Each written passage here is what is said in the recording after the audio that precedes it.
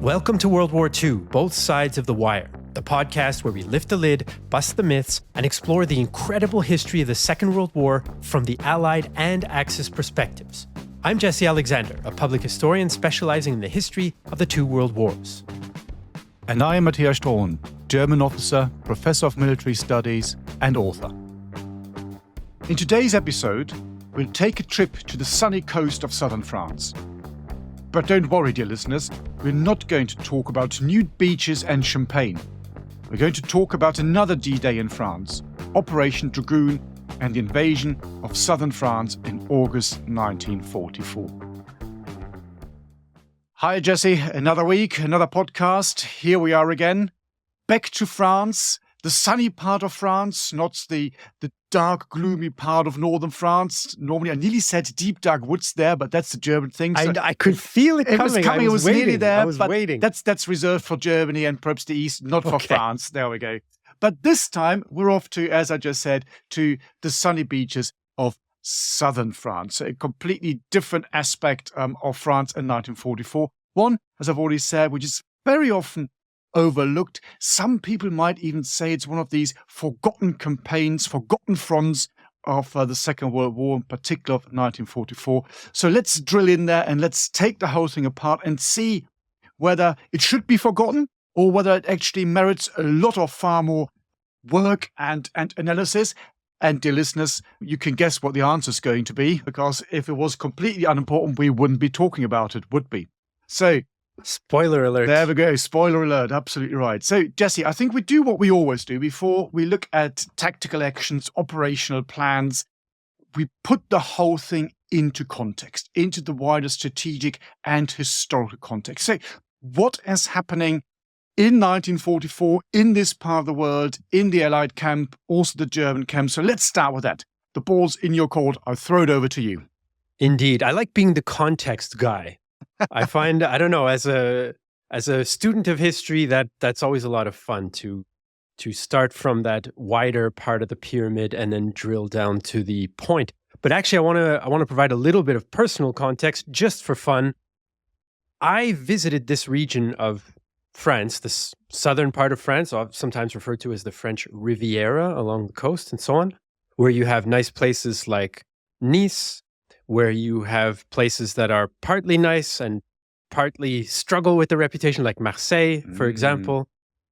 I visited for the first time in the last couple of years, and man, it changed my lived impression of France, because when I lived in France, I lived way up in the north near Belgium. So to me, France was deep and dark, my friend. It was wet, it was gray, and it was not the prettiest of places.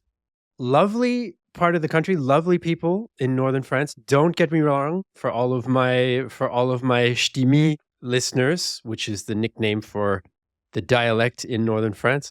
Love you guys to bits, but man, it's prettier and nicer in the south. So it kind of resuscitated my French experience a little bit, I think, in some ways. Maybe some of those German soldiers stationed in southern France would have been feeling the same way, that they got off lucky until August of 1944, as we're about to discuss. So, for the historical context, I think if we start really big, in the summer of 1944, things are not going well for the Germans, of course. They're under extreme pressure because of the Normandy landings, and even more importantly, because of the great Soviet offensives like Operation Bagration that we discussed in a previous episode, which you can all go and listen to. It's like a supersized mega episode, that one, which is shattering essentially German Army Group Center on the Eastern Front. So they have huge problems there. They have huge problems in Normandy. August is when their forces are essentially being partly surrounded, and they're on the run in northern France. In Italy, well, okay, so I think the Germans are doing a little bit better. Let's say pound for pound, the Allies take Rome in June 1944, but at the same time, they're advancing very slowly, and it's arguably not worth the cost of what the Allies are putting into Italy. So this is kind of the situation. The Allies, the Western Allies, that is, British and Americans primarily, French to a lesser extent, although they play a bigger role here in Dragoon, as we will see. they're doing well in Normandy, but at the same time, in June, July, they're still not progressing as much as they would like. They haven't had that Normandy breakthrough yet that comes with Patton and so on at Saint-Lô. There is no Falaise Gap yet in June and the early part of July. They're a little bit stuck in Normandy. It's not going as fast as they would like. So they're looking to play to their strategic strengths. And what do the Allies have? They have command of the sea. So they have a certain strategic mobility to choose where fighting can take place that the enemy, the Germans, don't have. And of course, Allied eyes turn to the Mediterranean. And it's not the first time that they've turned to the Mediterranean. Why don't you pick it up from there, Matthias? What's so appealing about the Mediterranean that in particular the British are so keen on? Well, there are a number of things that really appeal to them. Well, the most important one is probably the one you've already mentioned. It's the command of the sea. So they can actually do whatever they want. So the Mediterranean is basically their bathtub. And the Germans can't do anything against it. The Germans know that there's probably going to be another landing somewhere in the Mediterranean. It could come in Greece. It could come in the Balkans. It could come in France. We'll take these different options apart in a minute. But there's not much they can do about this. So the moment Italy drops out of the war in 1943 and the Italian Navy disappears, this is really the soft underbelly, as it was called in those days, of Fortress Europe. And the Germans can only react. They can no longer act against any of these Allied pressures and threats that they're facing. And it's really interesting when you look at what goes on in the Allied camp here. And I think the key players really are Stalin and Churchill. So in 1943, the Conference of Tehran, the Allies decide that they're going to have these offensive, these attacks. So the Soviets are going to launch the big one in the east. You mentioned Bagration. The Western Allies would open, finally, the Russians or the Soviets would say, the second front. So land somewhere in France. That's been decided. And okay, that is going to happen. Of course, they're also fighting their way through Italy, as you already mentioned. This is quite slow. It's not particularly successful. We talked about this in a different episode when we talked in particular about Monte Cassino. And now Churchill looks at the map and he can see what is happening further in the east, in the Balkans and in that part of the world. Because he's a very shrewd politician, tactician and thinker. So he's already thinking ahead. He's thinking ahead to the post-war world. He and everybody who can look at a map and understand reality knows that Germany is going to lose that war. So what is the next step then? What is the post-war order going to look like? And he is very worried that, as will happen eventually, the Soviets will take over pretty much all of Eastern Europe. Tehran, this is discussed, and of course when you go through all the different conferences and you end up then in Potsdam in 1945, it's very obvious and clear what Stalin wants to achieve. Basically, this is the Cold War developing before people's eyes while the war is still ongoing. So Churchill says we should really counter-move this and have some sort of a different strategy here. And that's why he's very keen and he's very much focusing on the eastern part of the Mediterranean. So he argues very strongly for a landing, for example, in Greece or somewhere in the Balkans. Or if you can't do this, because you might not have the landing craft available. That's something we can go into in a minute. He says, in that case, we should reinforce our efforts in Italy. Really make sure that we break through the German lines here and then go up to Trieste in the northeast, the Trieste Gap, and then go into basically Yugoslavia and, so to speak, block the Soviet advance in that part of the world. Because only by doing this, we, i.e. the Western Allies, can assure that this part of the world will not fall to the communists. And of course, we now know, for example, that Italy after the war became part of the, let's call it the Western Bloc. That was not really so sure in 1944, 1945, because you have a very strong communist movement in Italy. So he's really worried. Stalin, of course, does exactly what Churchill thinks he's doing. So it's all about seizing all these territories. And I would argue, and to hear your view on this, Jesse, that perhaps the Americans, particularly the American president, was perhaps a bit naive when it came to all this thinking and the post-war order. So he basically, you might say, gives all this away. And Churchill understands that what's going on here is really difficult. When you jump to a different episode, not really linked to what we are talking about, but when you look at, for example, what happens with the Polish government in exile in Britain, So when the Polish uprising happens in 1944, and then the Poles are told that afterwards they are told that the border will shift from the east to the west, so moving the state borders into former German territory. And they go to him and they complain. He basically just barks at them. He says, well, shut up. You're no longer needed. Go out here. Get out of my office. If you don't want this, well, Stalin will just walk all over us and we'll take over Europe. So you can see how tense he is, because he understands that things are not going well for Britain and the Western world, but that's all they can do. But this is where this tension comes in that camp as well.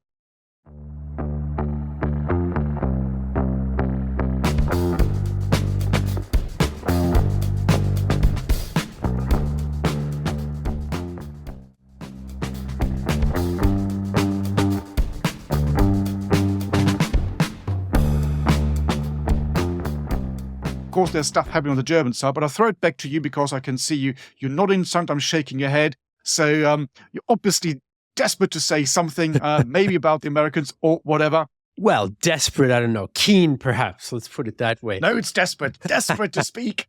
No desperation on this podcast. We got all the time in the world. In any case, no, I think you've highlighted, one of the key aspects. And we have to also remember, listeners out there, that Churchill thinking about Yugoslavia, for example, to us, it might sound a bit far-fetched because, of course, we're so much more familiar with what actually happened.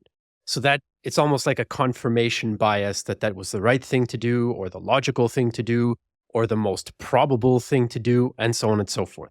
This is a problem in historical thinking generally. We tend to think that what happened was what was probably going to happen or should have happened in some cases, in many cases. The UK, for example, had lots of contacts in Yugoslavia. It wasn't some kind of unknown quantity. They were working with the partisans there. They had agents that they'd sent and dropped into Yugoslavia because Yugoslavia had one of the most, perhaps the most active partisan movement or movements outside of the Soviet Union. In fact, at the end of the war, they would practically liberate themselves, which was quite a unique achievement. Now, they weren't only communist either. They also had royalist partisans fighting. So there's an opportunity, a political opportunity there to support those non-communist partisans in a future post-war world. Of course, they also supported the communist partisans, given that, the enemy of my enemy is my friend and so on. But there's a political opportunity there. Churchill even fantasized or theorized, let's say. I should take my own advice. He didn't fantasize necessarily. It's only fantasizing when it doesn't happen. He thought about an idea where if the Allies could land on the Dalmatian coast, on the coast of Yugoslavia, that they might be able to push through these gaps in the mountains and threaten Vienna, where I'm sitting right now. And that's part of the core of the German state at the time, right? So these are the kinds of things that are there. And I think what your observations, Matthias, are leading us to, among other things, is the idea of tension between thinking about the political future and thinking about the more immediate military goal of winning the war against Nazi Germany. And here's where the American side, I think, threw its weight a little bit more. So you mentioned Roosevelt, who I think I agree that he was, for lack of a better word, a bit soft on Stalin. It's hard to see a lot of other options that the Western Allies would have had to come out with a better outcome. But I think Roosevelt certainly could have taken a firmer line at different stages. Eisenhower, on the other hand, is a much more pragmatic type of thinker. So he's not as worried about the post-war political constellation. His job, as he sees it, which kind of makes sense, is what kind of military operations do I need to win this war?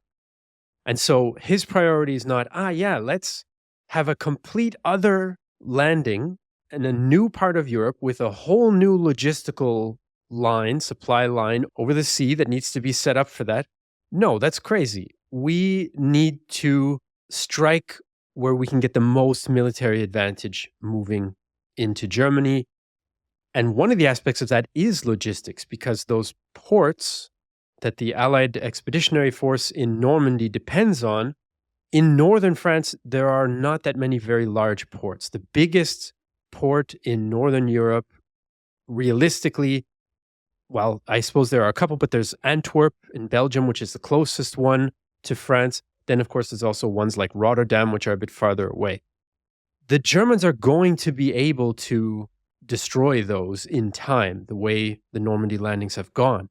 And that's part of the appeal of a landing in southern France. The Germans are much weaker there. There are some major ports there, like Marseille especially, but also Toulon, which was a French naval base. There's a big port there. If you can get your hands on those ports, you can supply your main armies in the main front against the main enemy much more easily.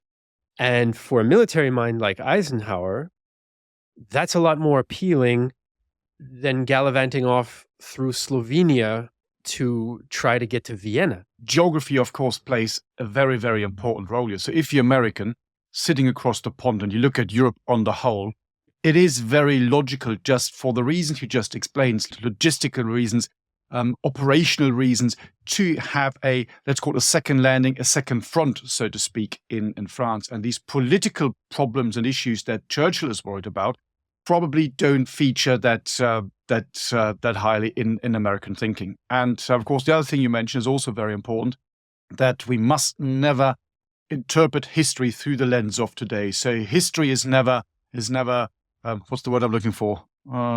Inevitable? Inevitable, that's very good. Yeah, it's not, I was thinking too logically, but that is a very big word. That's too much theory. Let's forget about that one. I'm not fancy. I'm the son of a pig farmer. We don't get that fancy. Let's drop big fancy words. So nothing is predetermined. Nothing is inevitable. We think that is the way it is, but it's not. And of course, that part of the world for the British, as you explained, means something very, very different than for other people. Yugoslavia is a fascinating example. Tito, here's another episode. I actually have Tito's razor at home because, yeah, I do. Because a friend of the family, he was a member of the, well, he's dead now, unfortunately, but he was a member of the Brandenburg Special Forces, and he was involved in one of these operations to capture Tito. Didn't catch him, but he basically took his razor when they went into the to the headquarters. So yeah, I've got it here. I haven't used it. It's a bit blunt, but there we are. That's, dear listeners, it's a different story. You can see we're digressing. We've moved completely away from southern France.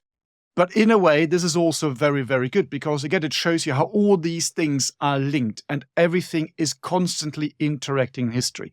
You can't just say, well, here's just the landing in France and that's all you concentrate on.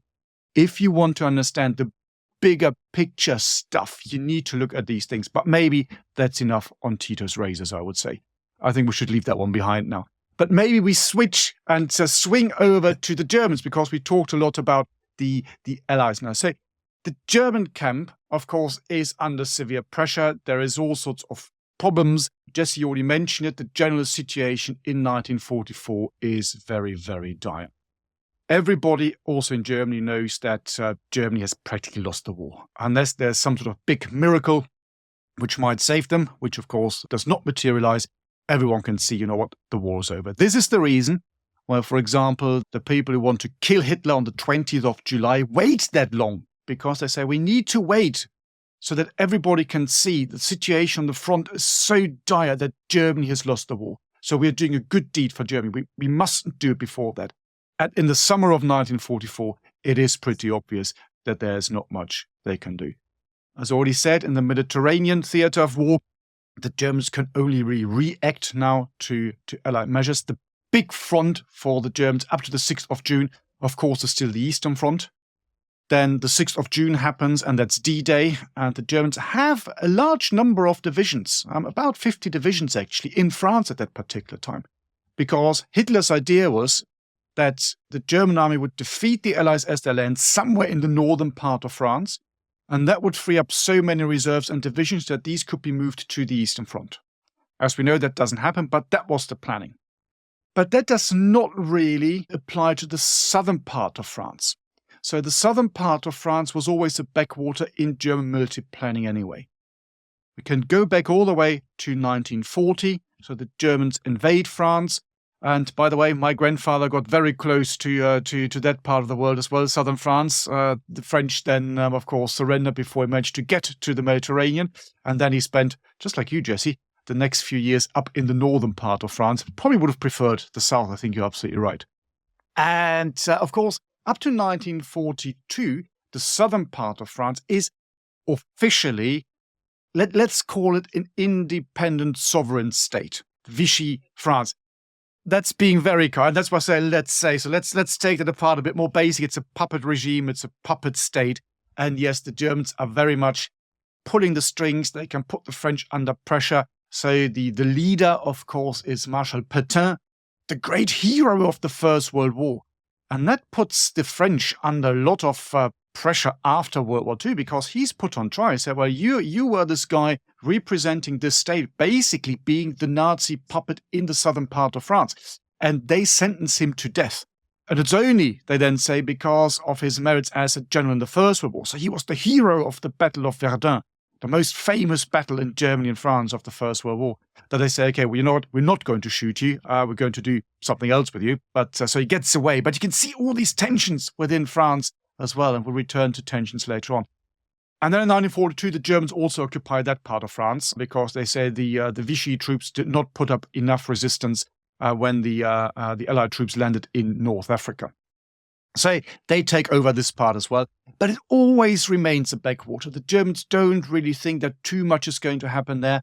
And even if something should happen, that it would not have the same strategic consequences as landing somewhere else. And of course, by 1944, the Germans are running out of manpower. That is very, very obvious. Give you one example, an Air Force example. I'm an Army man, but let's use this example because it works quite well. Between the 1st of January 1944 and the 6th of June 1944, when D-Day happens, the German Air Force loses 99% of its fighter pilots in the West. They're all dead. That's casualties. And so they're bleeding out. There's nothing left. And the troops that still are there, these are no longer the very well-trained, equipped units that you saw perhaps in 1940, 1941, 42. This is now a very different army. And if you need to concentrate on certain aspects of the front line, so that's the Eastern Front, let's say on the whole, and then perhaps Northern France, Southern France gets basically, let's call it the leftovers. And that's pretty much what it is. And in the German case, the entire part of Southern France is defended by one army group, which is actually one army, which actually consists of 11 divisions. So this is not a very, very strong force. And these divisions are not particularly good. And it's also very interesting to look at the commander. There's a chap called Blaskowitz. And Blaskowitz is a very interesting character. So he's a very traditional, you might say, typical Prussian officer. He fights in the First World War, highly decorated. And he then also takes part in the campaign against Poland in 1939. And he stays in Poland for a while. And he is outraged by what he sees. The misbehavior, let's call it, if that's the right term. I don't want to go too strong, or you could use whatever strong term you want here. And let's call the atrocities, the war crimes and atrocities, whatever you want to call it, of some of the German troops. And he complains about this publicly, officially, and he actually writes memorandums to the Army High Command and demands that these be passed on to Hitler. And he's quite clever because, for example, he also says, well, not only is this very bad for the honor of the German people, it's also, by the way, very bad for the honor of the new regime. Because I have seen an SS man getting it on with a Polish/Jewish woman. How does that work? So you can see he's quite clever trying to use the ideas of the new regime. Hitler, of course, doesn't like that, is outraged. He sacks him in May 1940, so the campaign against France is still ongoing. Blaskowitz gets sacked because he's a very difficult character. And then later on, he is put in charge of this army group down in the south. That immediately tells you that no one thinks that this is a very important posting, because why would you give this an important posting to a troublemaker like Blaskowitz? We'll talk about the operational action, because I think he does quite a good job there. But it's also interesting what happens to him after the war. So he's arrested, and he's then supposed to be put on trial for war crimes, which is an interesting one, particularly when you think about what happened in 1939 and 1940. And so he's presented with the charges, and he then basically jumps out of the window in the prison and commits suicide. And everyone, even at that time, was very confused about that, because everyone said, well, you know what, he would have been acquitted. If there's one general who should have been acquitted, well, it would have been him. Even though some of his units do commit a number of atrocities, not least in France, actually, in 1944. So it doesn't really get solved, that riddle, that problem, because he's dead. But it's an interesting character. There are rumors, of course. There are rumors that he didn't jump willingly and that he was considered, unreliable and perhaps a traitor to the cause by some of the other German officers who were imprisoned there, who might have assisted or initiated his jumping, but remains to be seen, if ever. I'm going to bring the French back into this for a moment here, because yes, we do have this situation where the Germans are not prioritizing the southern French front, let's say, in the lead up to what becomes this Operation Dragoon Allied landing there. But the French are not a complete non-entity in a couple of different ways. On the ground, southern France is a much different geographical entity than northern France. Northern France is fairly flat, mostly flat farmland. Not great terrain if you're resistance fighters, right? There's not a lot of places to hide. Southern France, though, there are all sorts of mountainous regions, all sorts of thickly forested regions. So the French resistance, which, has been exaggerated in French public collective memory as a way of making themselves feel better for the shame of defeat and collaboration. So sometimes they exaggerate the role of the resistance in popular culture. But if there's ever a region where the resistance was active and was doing stuff, it's this region in the southern part of France.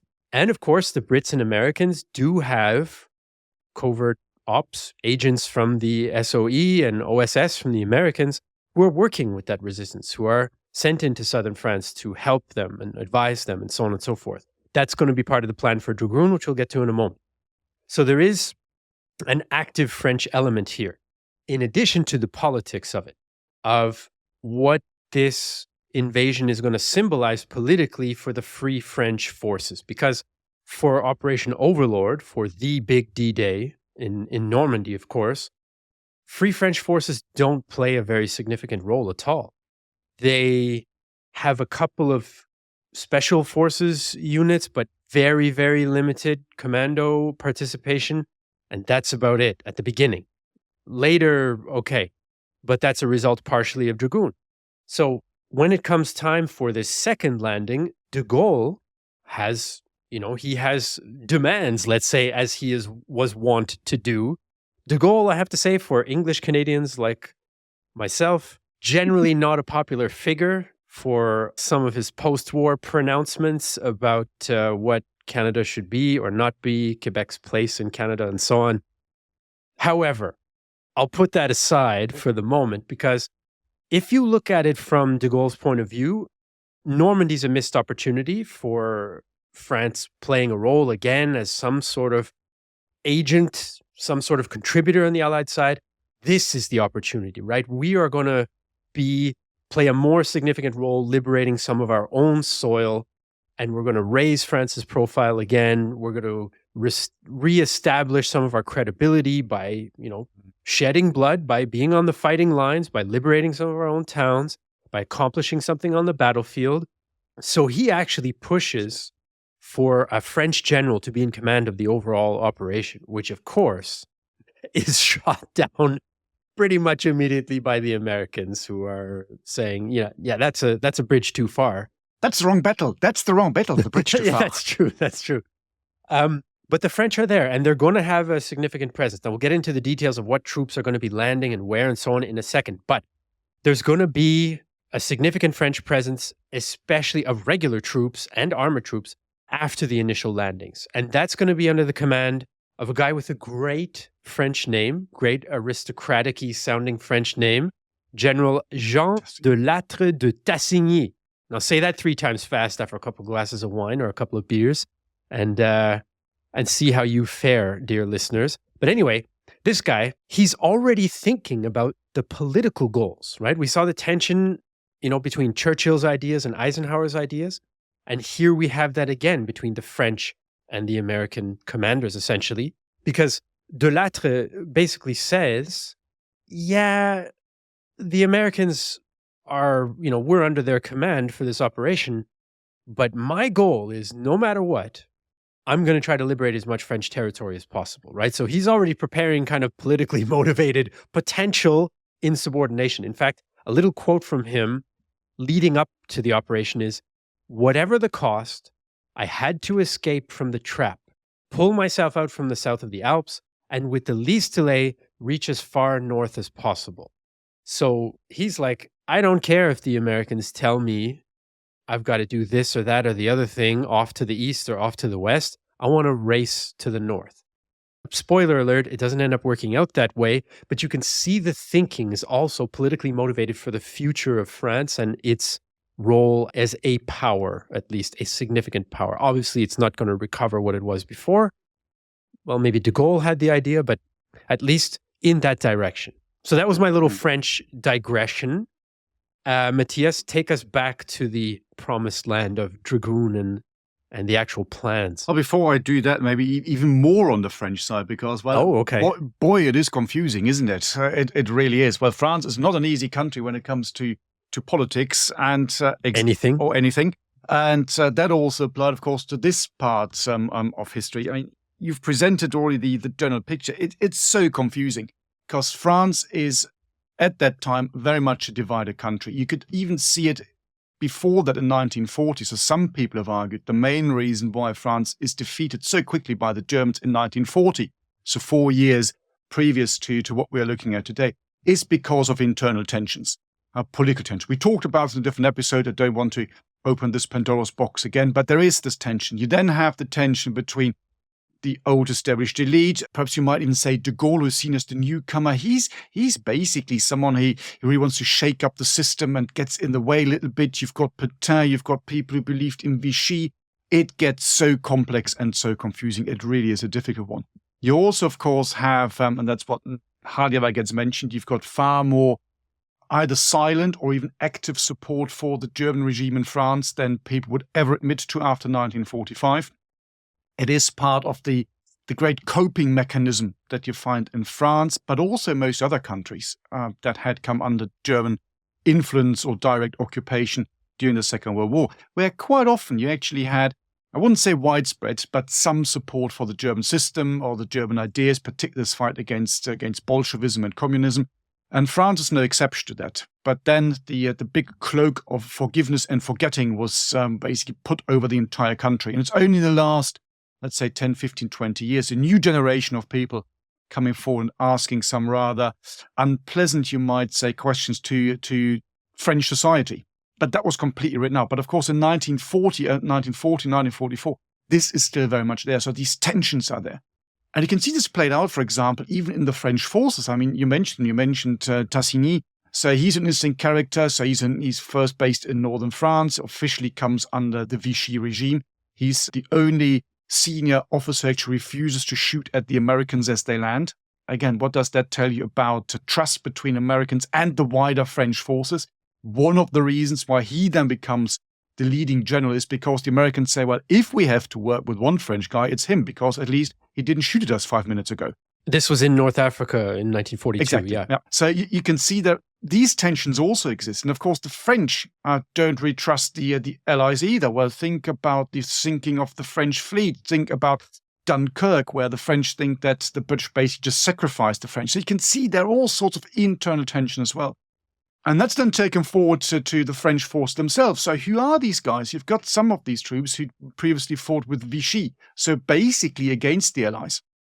You have the Free French forces under de Gaulle, who are very much mistrusted by the Allies. So who are these guys? What is it that they want? Why are de Gaulle and these funny French forces kind of getting in the way? So they were really seen as troublemakers. And then, of course, the last big piece that you've got is the FFI, which makes the whole thing even more complex and confusing. So that is the Force Française de l'Intérieur, so the French forces of the interior, you might say. And these are the let's call them the partisans, for a better term, the insurgents who were fighting against the Germans. And as all this territory is liberated, as you just explained, and as quickly and as much as possible by the French, what do you do with these guys? Do you just send them all home? Or do you get them into the army? And how do you do that? Especially because most of them are communists. Exactly, and they've got to struggle again. And then de Gaulle actually steps forward and says, well, okay, you know what we're going to do? We're going to integrate these guys into the army, but we're going to do that properly. So they're going to get proper army designations, and they come basically under my command. There are huge tensions. There are lots of debates. I wouldn't say it comes to another civil war, but sometimes it feels like it's getting quite close to it because there's so much tension in this country.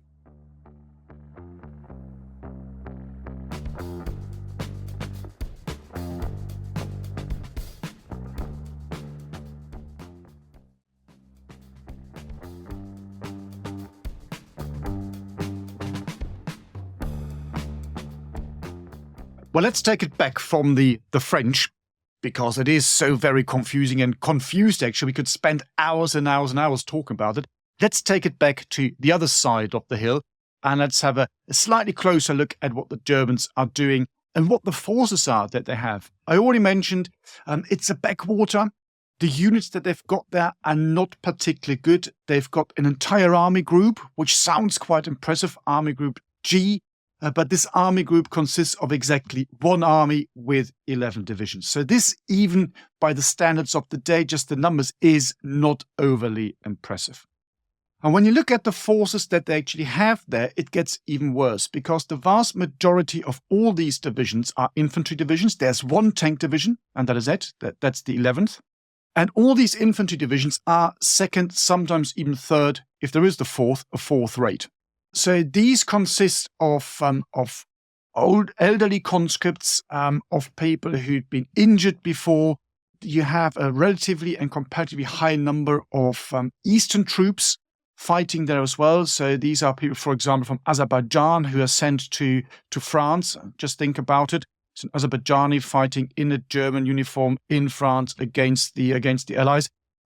What their combat value really is. So what's their motivation? So obviously not particularly high. And also the equipment is very, very poor. So everything they have in addition to normal standard infantry weaponry is normally equipment that they would have captured from the French in 1940. And that means you don't have spare parts, you don't have enough ammunition. They might even not know really how to work these vehicles, to repair them. That gets really complex. There's one exception.